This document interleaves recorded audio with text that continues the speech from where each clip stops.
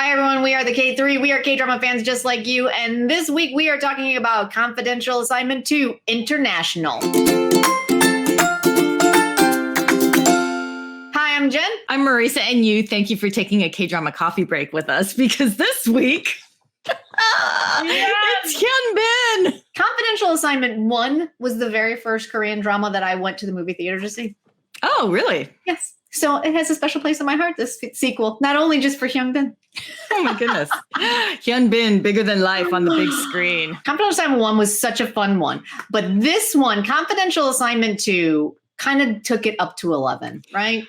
It did. And I will say it delivered. Did it deliver a plot or a storyline? No, but who needed that? You just don't. Not when you have Hyun Bin, YOO HAE JIN, you got YOONA, and you've got DANIEL HENNEY. Oh my gosh. It was just so much. Let's just say we are all YOONA in this one. Every single one of us. Yeah. Trying so hard. So this week we decided we would go ahead and give you our top 5 moments from the film. Because again, a review, you're just going to kind of hear that it was kind of bonkers and a lot of fun. But these are the top 5 moments that you should be aware of when you go see it. Or share yours with us in the comments below because we want to hear your favorite moments in Confidential Assignment 2 International. It's a really long title. Well, it does start in New York. It does. It starts in New York. Yes. With so much. With the greatest, just the greatest hair I've ever seen on JIN SUN KYU. I love it. So our number 5 moment is our girl. We have all seen her in most recently in the red sleeve, and we loved her. She was one of Dokim's best friends that was a palace guard, but here she is an NIS agent working the hidden bug in the van and putting Post-it notes on everyone. Yes. She is well, there's a lot of comedy, but she's a particular kind of comedy relief. And she makes the most of what she does. Yeah. Absolutely. Oh my God.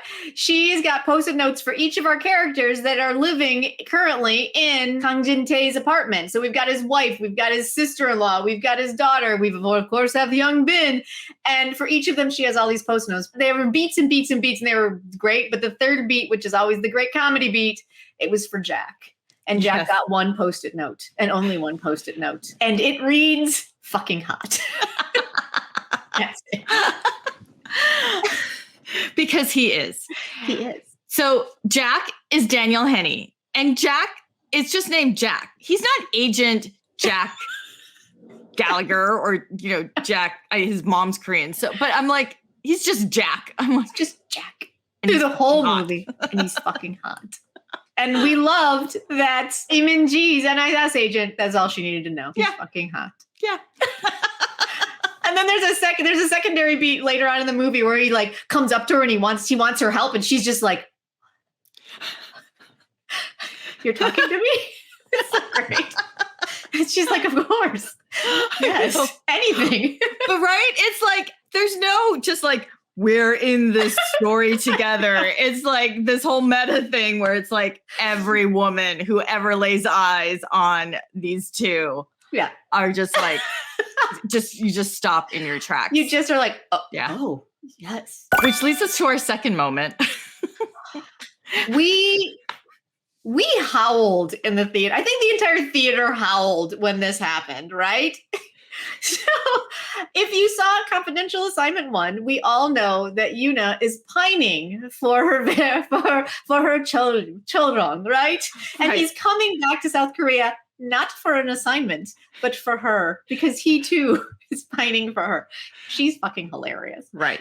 And also, of course he wouldn't stay in a separate hotel. No. None of them do. None of them have expense accounts. None.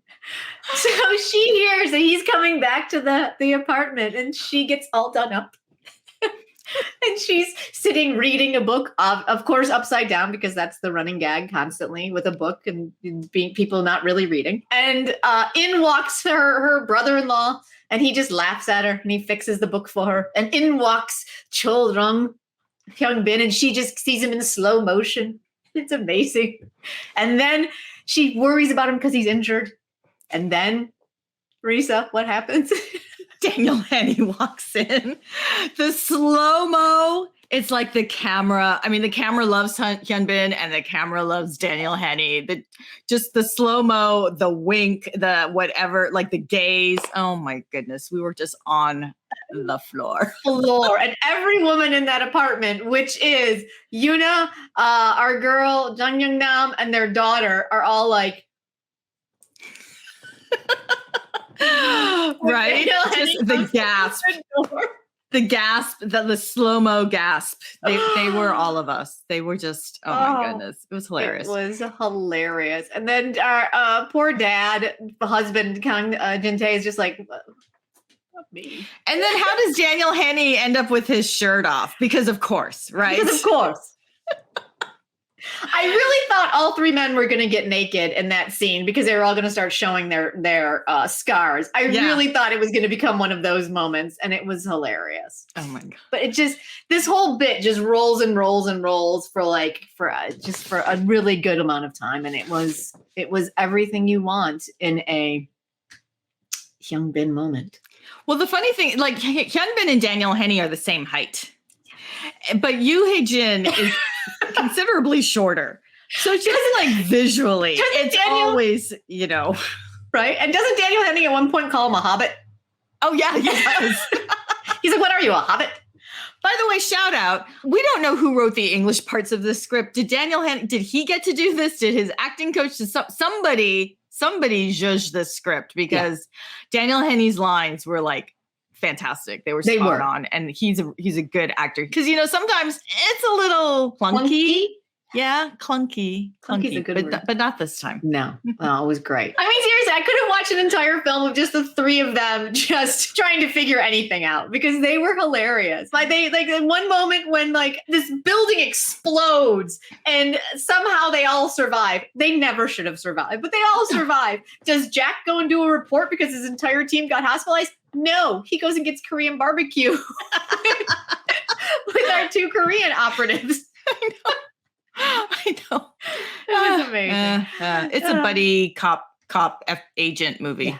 So it was everything you want a buddy cop movie to be +1. Yes. And I think that's what was so fantastic about it. Yes. So the other great thing about this movie that made it so much fun were the reunions. Oh my God. Maurice and I kept throughout the movie. We're like, oh my God, is that? Yes, it is. Oh my God, is that? Yes, it is. We had so many Hyun Bin reunions in this movie. It was fantastic. So Daniel Henney and Hyun Bin were both in My Lovely Samsoon together. Mm-hmm. So, you know that going in, but then there were surprises galore. When one of the bad guys with his long hair and his black bad guy kind of cool edge rock star outfit. He had battle hair, Marisa. You know my He love did of have battle hair. And I went, oh! And we were like, oh my God, it's Park Hoon. It's the Memories of the Alhambra reunion. Right? Oh my God. It was so great. We were like, he had like 12 lines. Like, I'm not really sure why Park Hyun was in this one, but it was great to see him. And it was great to see that moment happen because they have a lot of baggage from Memories of the Alhambra. There's a lot of pent up rage from that one. Rage. And no swords, but. No, right? Oh my God. Should have been. If they would have busted out swords, I would have laughed so hard. That would have been perfect. That would have been the perfect. Right? They should have found swords in that penthouse, Maurice. Well, I know. They didn't, did they? There were other things, but there was a fly swatter at one point, but that was not with Park Hoon. But yeah. Oh my God, that would have been amazing. That so would have meta. been, right? That would have been. And then the North Korean general who sends Chung-rung back into South Korea is none other than his father from Crash Landing on You. Yeah, that was the Memories of the Alhambra again. No. But yes. But they're both North Koreans again. Yep. Kim Won-hae, I'm sure he's done something with I'm sure. with Hyun Bin at some point because he's in everything. Right? Kim Won-hae showing up though in his outfit. We both were like, is that? It is. Oh my God. I know, with the hair and the neck tattoo. Oh. Next on our list, speaking of swords in the penthouse shootout, that penthouse shootout was epic. It was such an homage to the Wachowskis. It was very, Matrix. So Matrix. The elevator, just the pillars. Yes, the pillars is what got me. Yeah, for sure. But that first scene where the guys outside come in from the scaffolding, it's like Neo's shooting from the helicopter around Morpheus, who's chained to a chair. And then instead it is our bad guy, Jin Sun Kyu, in that Morpheus position. And it was so Matrix. It was really fun to watch it. So Matrix. And can we just talk briefly about, and we mentioned it up top, but can we just dive in a little bit on how amazing Jin Sun Kyu was in this? Yes. So first of all, his hair. We have to talk about that wig. Now, what did you think of it when you saw it? It screamed, I'm a bad guy. Oh, yeah. Because when I saw it, I was like, oh, they've made him Chinese, which it was. Like, he's a Chinese Korean. But it's also kind of reminiscent of like early Shiny 2008. It's that they hadn't done the perms yet. Gotcha. So it was like a shape like longer, like Asian guys with longer hair is always a thing, but it's straight. So it's like, well, for me, because it was just so cropped to it, like it just circled his face. It almost looked like he had a mask on, which is why that's why it gave me like he was a robber, like with one of those masks you pull over your face. But I gotta say, between the hair and then the black turtlenecks, the strut, like he's like, I got $1 billion in my pocket. I mean, listen, I love him. I love him in almost everything I see him in. So as soon as he showed up and he looked like he was either going to the club or was going to steal $1 billion, I was all in. And I was like, your introduction makes zero sense, but I love every minute of it. Yeah. But that's the thing. The last time we saw him was Through the Darkness with Kim Nam-gil, where he played this kind of nerdy profiler. To see him in this action role, I was like, my brain had to switch over to it because it took me a minute. Right? But what this role reminded me of, what was the movie that I love with KThree and Song Joong-ki? Oh, Space Sweepers. Space Sweepers. He was our tiger guy who was swinging through. There was a moment in something he did in this one where he swung across. I was like, oh my God, he's going to do it. He's going to save them. Oh, when they were hanging from the scaffold, I'm like, he's going to swing across and like live. Great. Like he did in Space Sweepers. But he's one of my favorite. I love seeing him. He's great. But the shootout, straight up Wachowski Matrix homage, and it was epic. It really was. Like the fight choreography, the cinematography, the direction. It was like so fast paced. It was it was like A+. Yeah, it was great. Oh yeah, it was great. And our number one favorite moment, I mean, I'm not sure you really can call it a moment. It just is. He's Hyun Bin. I enjoyed watching him have a little bit more fun, because the first one was very stoic Hyun Bin. Yes. And so I enjoyed him like always getting mad at Jack for flirting with Yoona. No flirting. Like that was hilarious. And when he finally gives her the lipstick. Yes. Yeah. Oh my God. Sidebar, the product placement in this film. Between I don't know what the conglomerate connection is between CJ and whatever the makeup company was and Hyundai, because there was also a Hyundai Steel sign behind them. You leave there wanting new K-beauty products, a new car, and you're hungry. You need snacks. It's a whole thing. You walk out with the whole thing. Yeah, it's all going on. I'm all in. Yeah, right? But yeah, I mean, Hyun Bin, and he's in his suit, and he's running, and he's shooting, and he's diving, and he's slapping people around with a fly swatter and still looking hot. How do you slap people around with a fly swatter and still look hot, Marisa? How is that possible? Like wardrobe wise, they had to differentiate Daniel Henney. So he was always wearing a 3-piece suit with a vest and a white shirt. And then you have Hyun Bin like in the dark shirt and the dark suit, which is always like very finely cut. And yet, like you said, running in the suit. And oh my goodness. Yeah. I mean, it's just I have to say, even though this is like a Hyun Bin fan party right now, the 1-2 punch of Hyun Bin and Daniel Henney at like 80% of this movie was almost too much. It's almost good thing we were sitting down, right? I know. Like it was just like, I don't know. How do you choose? How does one choose? I know. I have to go see this again. I think I already got my friend Jenny. I'm like, let's go. Right. She loves Daniel Henney. As she should. Yes. Let me know when you're going. I want to go again. Okay, good. Yeah. So yeah, there you go, you guys. Those are our top 5 moments, and there's a million more, but we tried to limit it to just 5. Otherwise, we would just describe the whole movie to you in a 2-hour podcast. Right. And we also couldn't, through the podcast, just keep saying Hyun Bin's name over and over again. It's really the only reason you need to go. Right? It's really the only reason you need to go. I will do a shout out though to Yoo Hae Jin.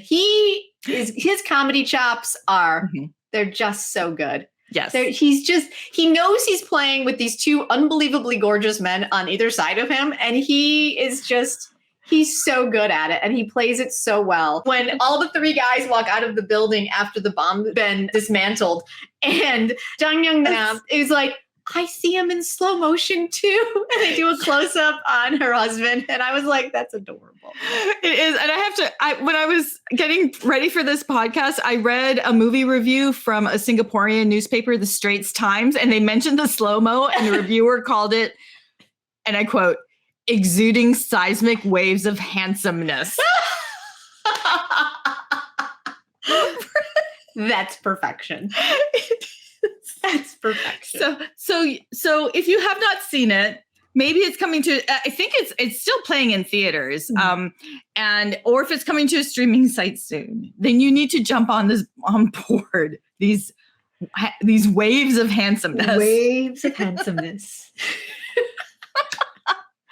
Oh boy. And with that, almost too much. It's almost too much. And with that, we say thank you for joining us for this K-Drama Coffee Break. If you enjoyed this podcast, please leave a review. It helps us get pushed out to other K-drama and Korean film lovers just like yourself, or tell your friends.